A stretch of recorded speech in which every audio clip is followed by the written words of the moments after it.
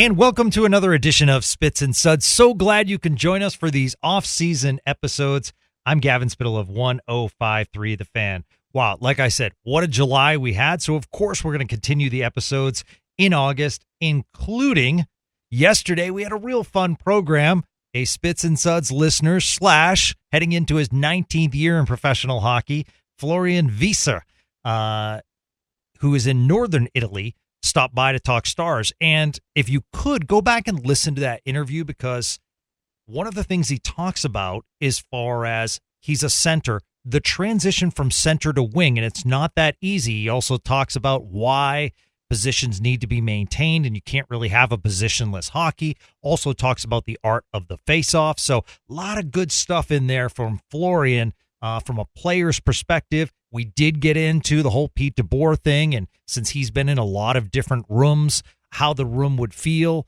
So I thought Florian, kudos to him, was very opinionated in a good way. So I think it was a real nice deep dive as far as Stars fans are concerned. And one of Florian's favorites on the show joins us right now. Of course, it's from starsthoughts.com, the greatness of Robert Tiffin, who I got to hang with at the Texas Rangers-Yankees game last night. How are you, my friend? Yeah, doing great. That was a great game last night. Watching Nate Evaldi go one hit through 8 innings or whatever, and then a dramatic, bottom of the eighth.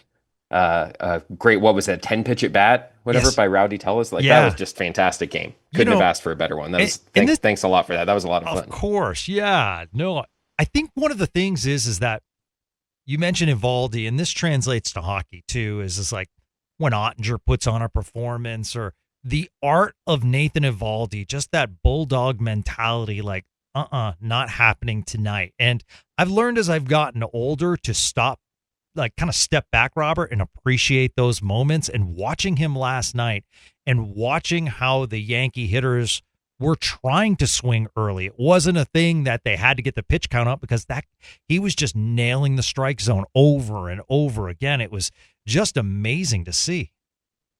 Yeah, especially nowadays in the modern game, when players are so focused on working the count and getting pitchers' pitch counts up, and we, all the data we have on how going through the lineup a third time, let alone a fourth time, although, Evaldi didn't have to go through the whole lineup a fourth time. We knew all those things. So to still see a pitcher spin a gem like he did last night it gets more special, I think, as time goes on. And the comparison to Ottinger and even goaltending in general, I think, is especially apt. My pal Jamie Newberg, actually, who writes about the Rangers, he has a fantastic Substack you should check out. But he mentioned after the game last night that for him, Eovaldi, especially after the World Series a couple of years ago, but Eovaldi is on a tier with Cliff Lee in terms of that you have full confidence when they go out there. They're not perfect. They'll have an off night once in a while, but what pitchers could you have more confidence in than those guys? Throwing them out there, you're going to get something special almost every time. And Ottinger's younger, right? He's still kind of building to that sort of track record. But when you have a goalie that gives you that sort of confidence too, I think it has a similar kind of trickle down effect, both for fans, but especially for the rest of the lineup too. You have all that confidence that he's got our back. We got to go out and do our jobs. Wanted to point out another episode that we did on Friday was we interviewed USA Today's investigative reporter Kenny Jacoby on the Dallas Stars, what he calls a monopoly on DFW youth hockey. We're not going to go into that, but the podcast is there, and I want to bring it up because, Robert, I thought you did a really nice job. You added some layers to the story as far as youth hockey in DFW, and I learned from your article. So kudos to you on that, and kudos for your reporting on that. And everything Robert, said was not necessarily in a negative way. It was just information. And that's why I did the interview on Friday. This is all information, because hopefully information can start a conversation, right, Robert? I think that's always the goal when you're talking about youth sports and things that are for a community, like the good of a community, like hockey and growing hockey here. By and large, when you look at It's so tough to talk about because you can talk about the specific instance like Jacoby did, and that's his reporting. He talked to those people. So I, like you, kind of look, go read him, read that, talk about Yeah, that, have that conversation. That's not my reporting. I haven't talked to those parents or those people or those employees or whatever. So I wanted to be careful not to, piggyback on that or make it sound like right. I'm here to also do that sort of investigative reporting because I didn't write that piece. I didn't do the months and months of work that he did.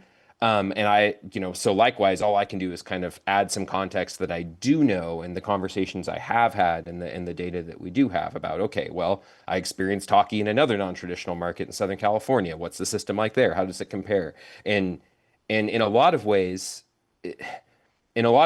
the system itself, I think it's a much broader problem than just Dallas. I think Agreed. most non-traditional markets, the cost is going up in traditional markets too. You Hmm. talk to people in Canada, it's really tough to get ice up there too. Even with a ton more rinks and a ton more ice, it's still very, very expensive there too, and it's only getting more so. So the Yeah, cost of hockey is a much bigger conversation, but the as far as the cost here, I think that's a much bigger conversation that shouldn't just revolve around one team. But of course, the individual instance he mentioned about, different people's experience that I can't really speak to because I haven't talked to those people. But yeah, that's obviously stuff that is a little bit you don't like to hear about that sort of thing, and you would hope that that's the sort of thing that you shine a light on and you hear from both sides on, and that you can kind of get to a better place where there's more trust in the community. and one of the things that I did hit on that the Michigan, Minnesota, we'll throw Massachusetts. I mean, you could throw all of New England in there.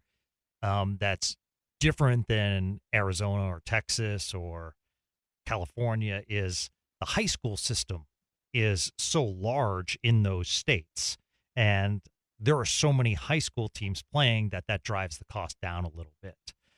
So just a perspective, but I bring that up because Brian Scofield sent me a message, and I think it definitely kind of resonated with me. He said, "Just finished your interview with Kenny Jacoby. Very well done. Good on you for having him talk about the article in youth hockey and DFW. It's something I've been thinking about for a while. I grew up in Fort Worth, was and am a huge Dallas Stars fan. Naturally, I wanted to play hockey as a kid.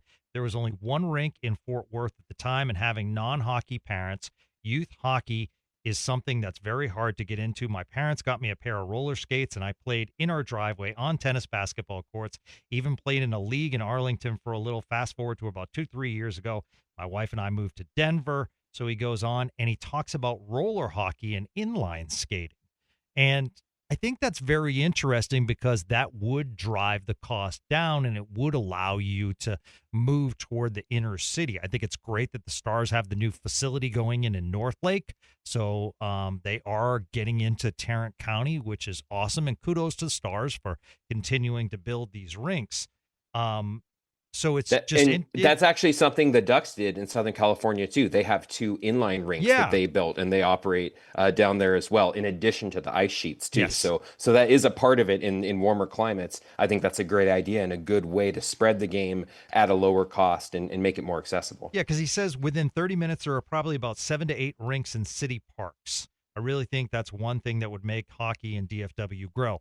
Now, that really resonated, and thank you so much, Brian, because I did grow up in Massachusetts around a lot of rinks, but floor hockey was my jam. And I loved playing park hockey. And I think it's the same game. You're just obviously not wearing skates and the equipment or anything like that. But I definitely think that is something. And that's what I'm talking about, creating conversations. And that's a cool Hmm. conversation. Yeah, I think there's so much. I think Sean mentioned too, like this isn't a conversation that the team is surely thrilled about, the nature of the article and kind Right. of the titles and everything. The way, Kenny reported, he's an investigative reporter, right? So his job is to say, hey, something needs a light shown on it, and I'm going to be the one to shine that light and point out, inequity or power being used or whatever. That's going to be his approach as an investigative reporter. But there is an opportunity here, I think, like you said, for a lot of good conversations to be happening. And if I were, with a big hockey team that had some of this sort of thing come out, the next step I would take is to start some sort of, okay, how can we have like an advisory council or Yeah. group or some sort of community liaison group to really make it clear we want to hear about these concerns and we want to have this dialogue. Obviously, they still have to pay the bills and they're still going to be the ones, making the biggest investment and taking the risks and building the rinks and all these things. But I think there's a lot of opportunity for kind of shows of good faith. Again, in addition to, like you've mentioned, some of the free programs and stuff they have, to respond to this well and move the conversation forward, because I don't think anyone really wants to keep having to talk about things like this. If they happen, you kind of have to, right? And that's good reporting by anyone to point out things that aren't working the way they should for the people that they're supposed to be there to serve. But I think there's a lot of opportunity here for a lot of good to come out of it, and that would be my hope. Speaking of opportunity and youth, we have the opportunity in just a short time to see the prospect tournament, where it's going to be the Dallas Stars and the Detroit Red Wings. The two have kind of had a relationship over the years. And while the roster has not been announced, Robert, I wanted to see, I have my eyes on a few prospects and wanted to get your take and if there's anyone else that we could kind of keep an eye on. And the reason we say that is that this prospect tournament, Sean pointed out the first time he saw Miro Heiskanen, as far as like in person, was at that prospect tournament. I believe it was the tournament in Traverse City. And he said that's when he knew, when he saw Miro.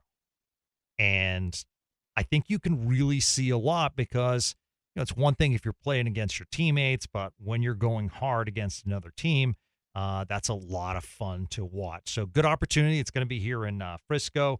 So while we don't know, I'm just going to throw some names that hopefully will be there.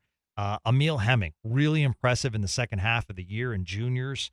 And, that would be really exciting to see what he does in junior hockey. But I'm interested to see him on a stage where the competition is a little higher. And then Ayrton Martino from Clarkson got a lot of publicity in the NCAA this year and didn't really play when he moved up to the Texas Stars. But at the same time, I think he's someone you could look at in the future. And Cameron Schmidt, the youngster that they just drafted. Is there anyone else I'm missing from that, might Stars fans want to, take a look at? But those three to me are pretty exciting prospects because, and sorry to drag on, but because of all the trades, there's kind of a gap as far as the next prospects making their way up. Yeah, I think you'll see a lot of those, recent draft picks, if history is any indication. Those are, the Stars want to give those players a chance to compete and see them against even in a very short tournament like this. Now that's just a couple games. It's still an opportunity, and that's why, last year Emil Hemming, like you mentioned, they brought him out and he played. He was on the roster for last year's tournament. Leon Bischel even, right after he almost played in the Western Conference Final for the Stars.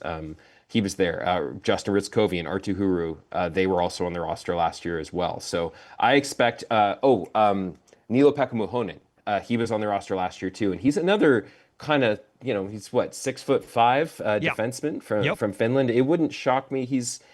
It wouldn't shock me if he, was also someone that they wanted to give one more crack at that. Around what I think he's 19 now, so he would still definitely, I think, be in that conversation. So he's another player that I think low key could be there. I think Ben Cross was a goalie last year. It'll be interesting to see what goalies they bring for this tournament, because there's different arguments about, do you want to bring someone over from Europe just for 2 games and then have them go back if they're playing over there? If they're playing in the OHL, is it easy? It just depends. So the goalies are another thing that I'll be interested to see, but for a shorter tournament, sometimes I think you're less motivated to necessarily bring over fly a goalie across the world for, to play. Realistically, they would play 1 of 2 games, if that. So, you did a good job on starsthoughts.com covering a lot of these guys. A couple other names. I don't know. Like we said, we have not seen the roster yet, but fascinating. Aram Manetian, Boston College, played for Team USA and World Juniors. So it's kind of a fascinating year to watch him play in Hockey East this year and see if the development continues. Trey Taylor, very interesting story. everyone was talking about Martino at Clarkson, and David Castillo, for instance, really likes Trey Taylor. And apparently a lot of people are raising some eyebrows that Trey Taylor was a good find by the Dallas Stars and Jim Nill in the organization. And I mentioned him last night, Robert, Arno Tiffin. So the reason I've watched a lot of his tape, and I think there's something there. And I think, he was playing at a real nice level in the German league. In fact, I asked Florian yesterday, and he's like, that's a very good league. And he was starting in the playoffs. So I'm fascinated. He signed an entry-level contract with the Stars. So I just feel as though there is kind of a logjam with the Texas Stars right now. So I don't know where he fits in. So I don't know if he goes back to Europe or if he's in a backup role, or do you place him with the Idaho Steelheads? And so you have a little bit, but that's a little bit of a different brand than the Texas Stars as well. So there's just a lot of question marks, and I think that's what makes this tournament interesting. Yeah, for context, last year the roster was announced early September, so we're probably I would say, still about a month away from hearing, I would guess, if history's any indication, on who they're going to bring. As far as the Texas goalie depth, well, the other thing about that is Trey Taylor he'd be on the much, much older side. I think he's 23 now. Yeah. So if he's not at the prospect tournament, I wouldn't read into that as some indication that, oh no, good point. They don't think highly of him or something. And likewise, even if they do bring him, he really should dominate as one of the older, more experienced players there, who just, was a big part of the Texas Stars' run to the third round in the playoffs, playing a big role in the second pairing for them. So Trey Taylor, yes, I was really high on him quickly after he came up, just after watching him a couple of times in person and talking with him, and the more I've heard from either people in the organization or just watching him in general, it seems like, this is a player, and who knows, if and when he'll be able to take that next step. He's a left shot, so we all know how crowded that is in the Stars blue line. But the whole goal of assembling a system is getting good players. You need good players, and there's nothing wrong with having a great 23-year-old defenseman in the AHL, because you never know, right? Worst case scenario, that's an asset, and you can talk about how to use that best. But that's still a pretty good place to be, and certainly the Texas Stars won't complain about having him for a full season. The last thing you mentioned, the goaltenders in Texas, I do think Remy Poirier, to his great credit, he rebounded from a tough start to the season last year and really, really kind of, I won't say redeemed himself, but I think it would have been a very different conversation about whether or not where he would be playing this next year if he hadn't had the second half that he did. But instead, I think you can safely say he's probably a lock to start to be the number one, at least to start the season for Texas next year. And then you have Ben Cross and Arno, like you mentioned, Arno Tiffin behind him. So which of those two starts in Texas between Tiffin and Ben Cross? That'll be interesting to see. Cross is a little older, and he's been here a little bit longer, so I might give him a slight edge just because, give Tiffin a year in the ECHL or whatever wouldn't be a problem. And then maybe next year he moves up, or he and Cross, if one's struggling, you swap him or something. I don't know. But that to me, it's between Cross and Tiffin probably to be that second goalie in Texas next year. I wanted to ask you, we did a podcast a little while ago. It was with Joey Erickson, Locked On Stars, and kind of went through the roster. And I know we had to get rid of Mason Marchment due to salary cap. Donahue moves on. Granlund moves on. And I started to look at it, and I'm like, wow, these guys are all part of the 20-goal club. And then I looked, okay, the rest of the roster, where are those 20 goals coming from? Whether you like them or not, they pocketed 20 goals. And it's like, okay, if Tyler Seguin stays healthy, I think we can get 20. Jamie Benn's interesting because I think he finished around 16. So I would expect Jamie Benn to hopefully, bounce back a little bit and get his 20. But other than that, I'm trying to figure out. And then I started focusing on Sam Steele. And, Sam Steele would have to have a career year to get up to 20. Not what you would call a goal scorer, a guy that's a Swiss Army knife that's very valuable, but not a goal scorer. So, yeah, very interesting, Robert, as far as when you look at that depth scoring, which they were so good at in previous years. this is going to be fascinating because right now, as it stands, without seeing them play, a little bit top heavy.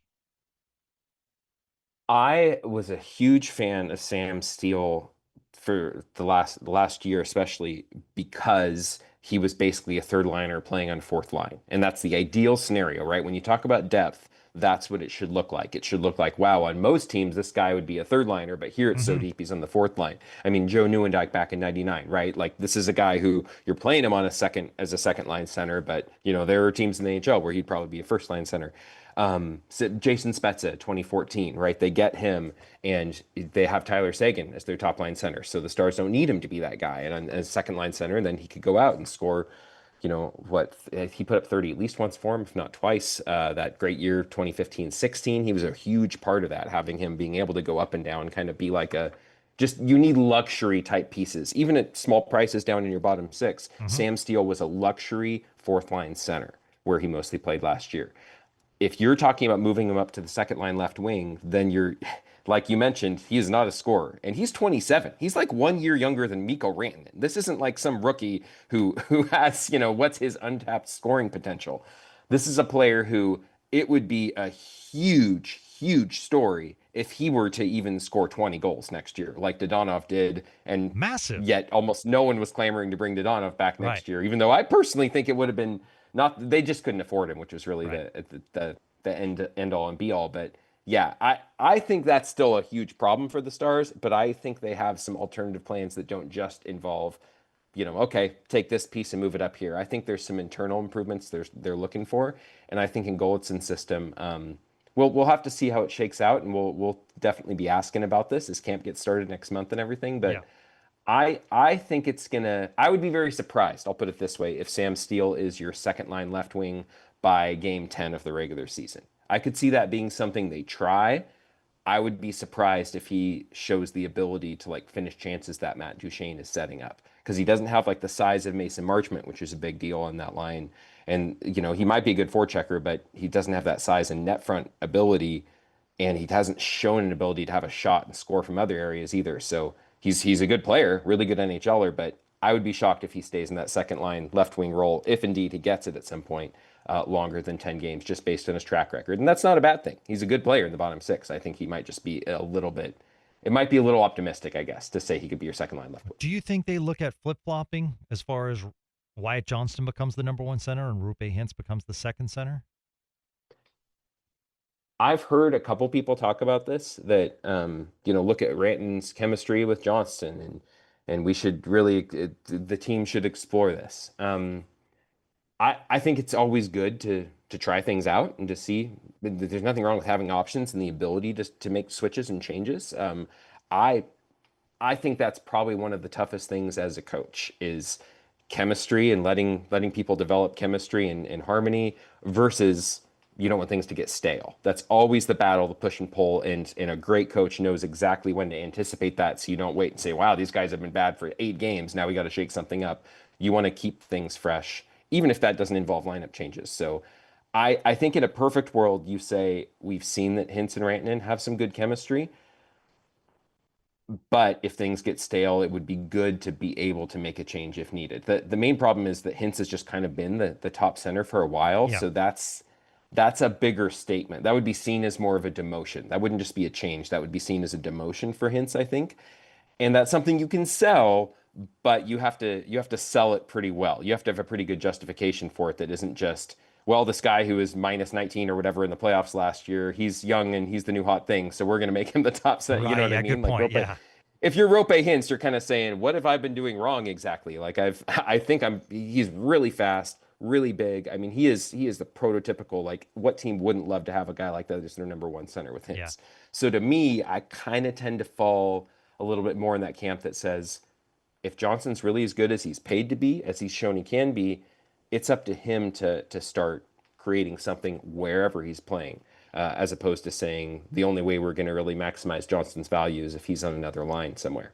So you wrote about Stars special teams, and this is one of the aspects that I'm most intrigued about with this upcoming season, because you have Gulitson coming in with the success that he had on the Edmonton power play.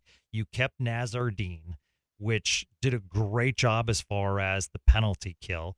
You have the players all coming back for the penalty kill. So it looks like that will still be really one of the strengths for the Stars, and interested to see the different system that is put in place. And oh yeah, Neil Graham has a lot of good success as well with power play. So very interesting article you wrote on starsthoughts.com regarding special teams. Yeah, I looked at the power play on Monday. I got a little carried away. There's a lot of little video clips and everything. We love those little video and clips. Yeah, I personally do, but We it do can, too. if you're just like wanting to sit down and sip with a cup of coffee and read, and suddenly there's lots of stuff to kind of, a lot of 10-second clips to click and watch and describe. Some people, that's not their jam. I totally get it. I personally love kind of digging into little bite-sized parts of systems and saying, okay, here's the play that, or one of the plays they're trying to execute. Here's how the other team is defending it and who succeeds here. And if they do succeed, what happened? Where was the breakdown, or how did they force the other team to make a choice and then exploit that or whatever? So I really like that sort of thing. And the Stars power play, it's funny in a lot of ways. They were running, from what I could see, sort of a 1-3-1, which is pretty common on the power play, where you have that kind of guy up top. Usually it's your defenseman QBing it. And then you have two guys wide and then someone down low, in like a bumper position. And the Stars a lot of times would run a play where they come from someone down wide, they'd pass it down low to the goal line or even right below the goal line, off the side of the net. And then that guy's looking to immediately pass it right out in front of the net. The guy would like back up almost like a receiver, like pushing off to get separation for a catch. But that player is looking to get a shot from the low slot, with just a quick kind of, high, low to the slot play.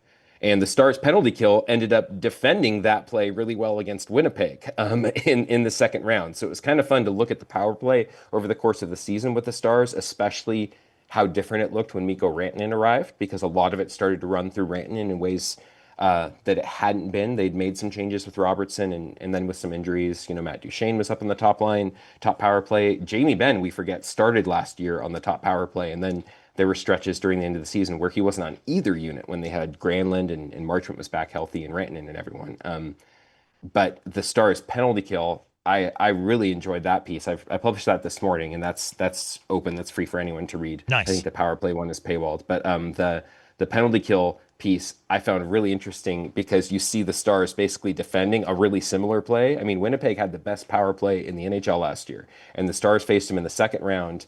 And, Robertson had just come back for that series. Obviously, he wasn't 100%, but Heiskanen still didn't come back for a little while in that series. I mean, it's incredible, the more you think about it, that the Stars beat them. And while the Stars power play was a big part of the story against Winnipeg, shutting down Winnipeg's power play, I actually think that might be more impressive. Because they held them to like 14%, I think it was like 3 for 21 in the series, when Winnipeg was roaring at like 30% all year long as the top power play. And it's really impressive to see the Stars, the tactic they essentially used. And this is, okay. The only thing I'll say, because I'm sure people's eyes are starting to glaze over here, but I really like this stuff, and I think it's interesting. Or ears glaze over, I guess, because it's a podcast. I don't know. That just sounds gross. But the Stars penalty kill, the approach they took pretty consistently against Winnipeg was to basically allow a pass down low, on or near the goal line out wide to like a Nick Ehlers or someone, and then the Stars defenseman down near the net, they had like a 1-2-1 penalty kill formation where they'd one guy up high, two guys kind of in the middle defending those cross ice passes, and then one guy down just in front of the goalie. And that guy down in front of the goalie would actually, instead of attacking the puck carrier off to the side of the net along the goal line, he would back up and defend that play, that pass to the slot. And so that basically allows, Ehlers or whoever it was to just take the puck right to the net on Oettinger and try to beat him far side. And the only time they did that in the entire series, they had countless times where it seems like, why on earth are you letting a guy just take the puck right to the net, basically undefended? But it worked because Ottinger's big and he's on an angle, so that there isn't as much of an angle there. And the Stars very clearly, Elaine Nasruddin, it seems to me, and you can judge for yourself watching some of the clips and everything, but it seems to me they basically trusted Oettinger to basically, this is your guy. Our four guys have those four guys. This guy's Ottinger's guy with the puck. And the only time the Jets scored on one of those chances was on a 5-on-3. in the entire series. They needed a two-man advantage to score on one of those, and even that one, I bet you Ottinger would say he should have had it. So yeah, I found it really fascinating. If you want to go back and relive some of the special team stuff from last year, there's a bunch of stuff up there. If you want to kill some time this week. So, Awesome. thanks for letting me ramble. Well, no, of course. And we want to give a shout out to our guy Mike Heika, who I believe is the senior. What do we call it? The senior beat writer out of all NHL. I think, yes, I think just senior everything when you're talking about Mike Heika. Yeah, exactly. People know. I mean, I know you've had him on before and stuff too, but he went up to Minnesota before they moved down here in '93. Right. Yeah, he went up to cover them. He moved up to Minnesota to cover them during that last season in person before they even moved to Dallas. I think we forget sometimes how spoiled we are to have someone who has followed the team since literally before it existed every day. I mean, every season. Heika has been here. We're spoiled. So I don't have enough good things to say about Heika, but I'll stop now. Also, underrated interview. Like, I love interviewing Mike because he does not hold back, and I love that about Mike. And he's been around for so long, and you can have the comparison over the years. So he sat down with Glenn Gulletson for a Q&A, and this was really interesting because one of the tidbits in that interview was that the team is leaning towards staying over after night games on the road more often. For those that don't know, unless it's a back-to-back, usually the rule is get to the destination as quick as possible. So sometimes, specifically the Stars, because they have to travel so much, you can be getting into your hotel room at 4 or 5 in the morning. So little bit of a change, and that kind of goes back to you were covering the team in Finland, and they kind of adopted a new sleep schedule in Finland as well. So you have some depth on this, having covered it.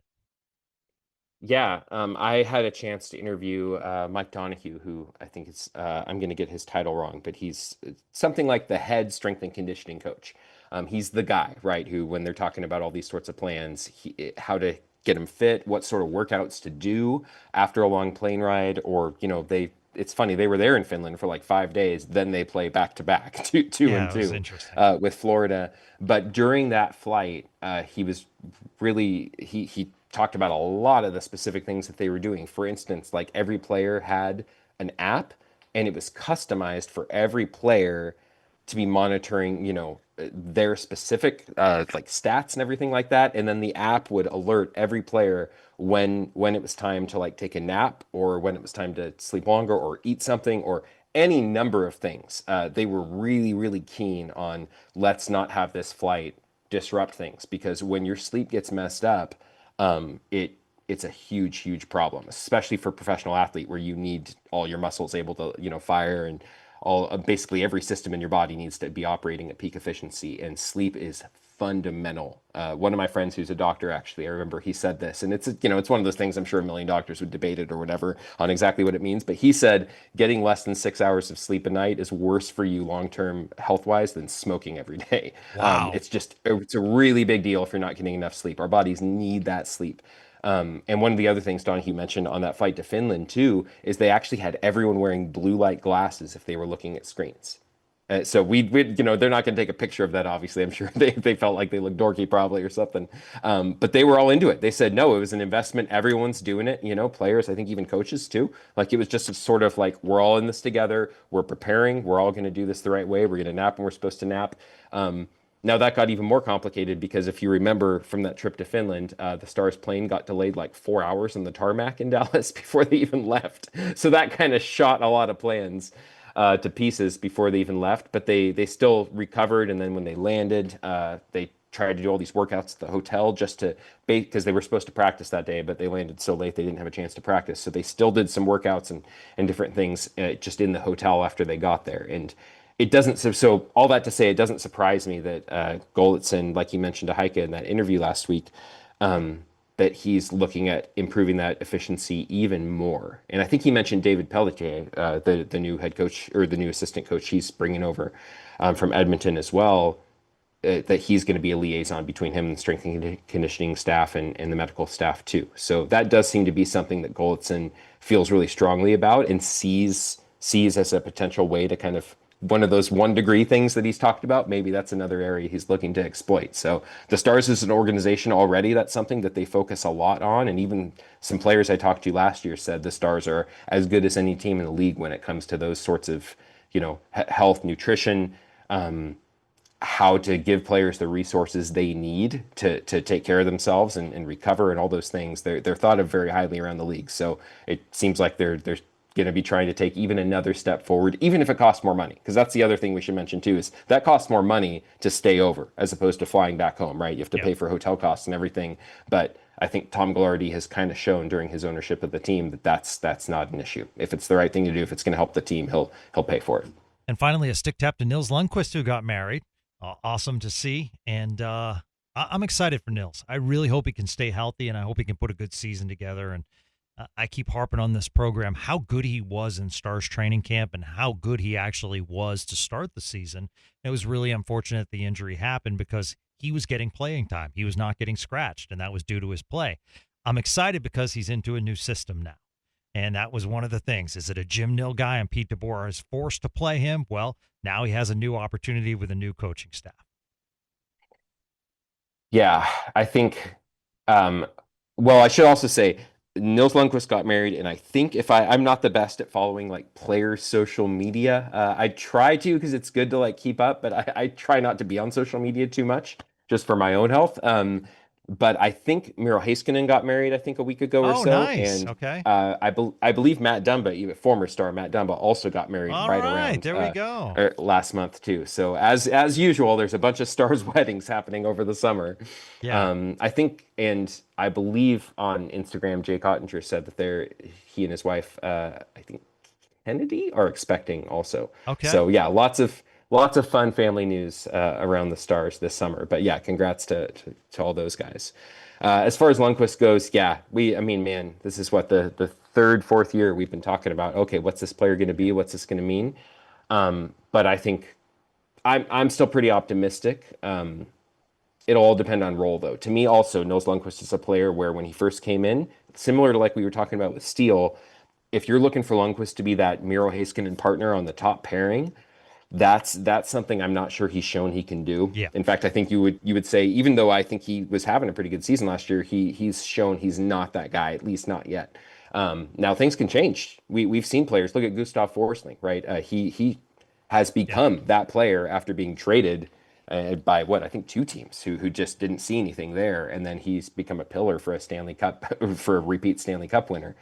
So I don't think there's any reason why Nils Lundqvist couldn't take a big step this year, and maybe having a change of coaching staff will be, like you said, exactly what he needs. But I think the ideal scenario is for him to be doing that in a more middle pairing or even third pairing role, just so long as he's playing regularly, and then to improve from there. Because I think there were a lot of expectations on him when he came in early, and then when he wasn't able to meet those, it almost seems like he spent the next couple of years just trying to prove Pete DeBoer wrong a little bit, maybe subconsciously or whatever, but just fighting for playing time. And that's a tough place for any player to be. At Robert Tiffin on Twitter/X, donning the Jacob deGrom jersey last night with the glasses and the hat so you couldn't recognize the celebrity in the crowd. Starsthoughts.com. It is worth the investment. It is absolutely terrific. We always pump Robert's tires, and of course, we have guests come on and they pump his tires as well. So you're getting a lot of, you're an 18-wheeler right now, basically. All the tires are being pumped. That was the only part of the pod with Florian I didn't enjoy, was when he was talking about me. All the other stuff was great. Like that, you really, I feel like I say it every time I'm on here, but the fact that you've built this podcast to where you're interviewing people internationally who listen, who are really plugged in and know the podcast really well. It just is so cool to me, and I'm always really grateful to be a part of it. Oh, well, thank you so much. That's just so cool. Hearing from Florian, that was a really good episode. Like you said, everyone should go back and listen to it, because that's just the sort of interview where else are you going to listen to that? It was just awesome. It was just fascinating with the player perspective, and we probably spent like 20 minutes afterwards just talking and everything like that. And I'm like, the dynamics of the Italian Olympic ice hockey team. Where else are you going to hear that and be as interested? Because I was rapt while he was listening. I was like, he wasn't heartbroken, so I wasn't heartbroken, but I kind of was. Like, it just wasn't his time, as far as he was too young, and they didn't want to take young players, and now he's too old. But it is fascinating because there are workarounds. And so if you have Italian heritage, you can go for the Italian team. So opportunity to play in the Olympics. So it is really fascinating. And I'm fascinated from a cultural standpoint because where he plays is actually, even though it's in Italy, it's Germany. So learning Germany first and then Italian. So it was very, very, very interesting. So thank you for the compliment, Stick Tap, my friend. And thank you for joining us today on Spits and Suds. So everyone needs to go to starsthoughts.com, and we will catch up with you soon, Robert. Thanks, Gavin. Appreciate it. Okay, and if you get a chance and you listen on Apple, for instance, you can review the podcast and say, hey, I love it when you have Robert on. That is terrific. If you want to give us 5 stars, we absolutely love you. That's how we grow together, and that's the goal. Building DFW hockey and hockey talk together. So for Robert Tiffin, I'm Gavin Spittle. We'll be back with another episode soon. Until then, have a great day, everyone.